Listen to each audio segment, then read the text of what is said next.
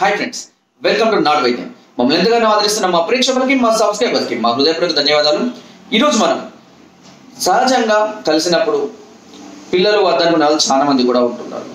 దీనికి అనేక రకాలైనటువంటి ఏర్పాట్లు కూడా చేసుకుంటారు. అంటే పిల్లలు వద్దు అని అనుకున్నప్పుడు సెక్యూరిటీగా కాండమ్స్ లాంటివి వాడడం కానీ, లేదా స్త్రీలు ఏదైనా పిల్స్ లాంటివి వాడడం వల్ల కూడా చాలా మంది కూడా ఉంటారు. అయితే ఈ పిల్స్ అనేటివి వాడడం వల్ల అనేక రకాలైన సైడ్ ఎఫెక్ట్స్ వాళ్ళకు వచ్చే అవకాశం కూడా ఉంటుంది. సో ఇర్రెగ్యులర్ పీరియడ్స్ రావడము, లేదంటే ఎక్కువ పీరియడ్స్ కావడం, ఎక్కువ రోజులు కావడం లాంటి సమస్యలు కూడా రావడం జరుగుతుంది. కొంతమంది కాండమ్స్ వాడడం వల్ల కూడా అంగ సంబంధ సమస్యలు రావడం, లేదా స్పర్శ కలగక ఫీల్ అనేది రాక చాలా మంది కూడా ఇబ్బంది పడుతున్నారు. అలాంటి సందర్భాలలో న్యాచురల్గా కలిసినా కూడా ఎక్కువగా ఇంకా ఇంట్రెస్ట్ పెంచుతూ గర్భం రాకుండా చేసేటటువంటి ఒక అద్భుతమైన ఒక సులువైన చిట్కాను మీకు చెప్పబోతున్నాను. దీనికి కావాల్సిందల్లా ఏంటి అని అంటే ఒక 4 మిరియాలు, కేవలం ఒక 4 మిరియాలు మాత్రమే. దీంతో పాటుగా అక్కల కర్ర చూర్ణం, ఈ రెండింటిని కూడా మీకు వాడుకోవాలి. అక్కల కర్ర చూర్ణం అనేది దాదాపుగా అన్ని రకాల ఆయుర్వేదిక్ షాపులో లభిస్తుంది, లేదంటే ఆన్లైన్ ద్వారా కూడా మనం పర్చేస్ చేయవచ్చు.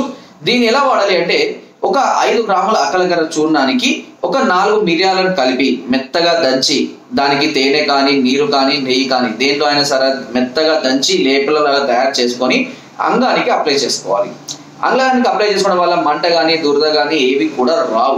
ఓకేనా? ఎందుకంటే మనం చాలా తక్కువ మోతాదులో వాడుతూ ఉంటాం కాబట్టి. సో దీనివల్ల అంగం మీద ఉన్నటువంటి నరాలకు మంచి ఉత్తేజం కలుగుతుంది, అంగం స్తంభనలు పెరుగుతాయి. దాంతోపాటు వీర్యం వచ్చిన తర్వాత ఏమిటంటే నేరుగా కలవచ్చు, దాంతో స్త్రీలకు కూడా ఎలాంటి ఇబ్బంది ఉండదు. అలా కలవడం వల్ల ఏమవుతుందంటే బయటకు వచ్చిన వీర్య కణాలు అనేవి చనిపోవడం జరుగుతుంది. కాబట్టి మనం న్యాచురల్ గా కలిసినా కూడా గర్భం అనేది రావడానికి అవకాశం అనేది ఉండదు. దీనివల్ల ఎలాంటి సైడ్ ఎఫెక్ట్స్ కూడా ఉండవు. ఎందుకంటే ఈ చిట్కా గురించి చాలా రకాల పుస్తకాలలో కూడా చదవడం అనేది జరిగింది. చిట్కా వల్ల ఎలాంటి సైడ్ ఎఫెక్ట్స్ అయితే ఉండవు. కాకపోతే మోతాదు మాత్రం నేను చెప్పిన విధంగానే వాడుకోవాలి. ఓకేనా? ఇలా వాడుకోవడం వల్ల ఎలాంటి సమస్యలు ఉండవు. అంతేకాకుండా చెప్పినట్టుగా అంగస్తంభనాలు కూడా ఎక్కువ అవుతుంది. బ్లడ్ సర్క్యులేషన్ పెరగడం వల్ల అంగము దృఢంగా గట్టిగా రావడం అనేది కూడా జరుగుతుంటుంది. అంతేకాకుండా స్త్రీలకు కూడా దీనివల్ల ఇది గర్భాశయంలోకి వెళ్ళినా, లేదంటే యోని లోపలికి వెళ్ళినా మంట కానీ, దురద కానీ ఎలాంటి సైడ్ ఎఫెక్ట్స్ కూడా వాళ్ళకు కూడా రావు. ఓకేనా? సో ఆ విధంగా చేయొచ్చు. లేదా అలా కాకుండా కలిసిన తర్వాత వేప చెట్టు యొక్క ఆకులను దంచి నీళ్ళలో కలిపి నీటిని స్త్రీలు యోనిని శుభ్రపరచుకున్నా కూడా ఈ గర్భం దాల్చే అవకాశం అనేది ఉండదు. లేదా ఉప్పు నీటితో కానీ ఇలా కూడా కడుక్కున్నా కూడా ఈ గర్భం దాల్చే అవకాశం అనేది ఉండదు.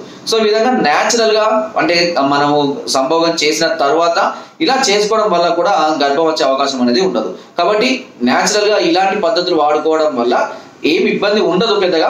అంటే కొంతమందికి ఇష్టం ఉంటుంది, కొంతమంది ఇష్టం ఉండకపోవచ్చు.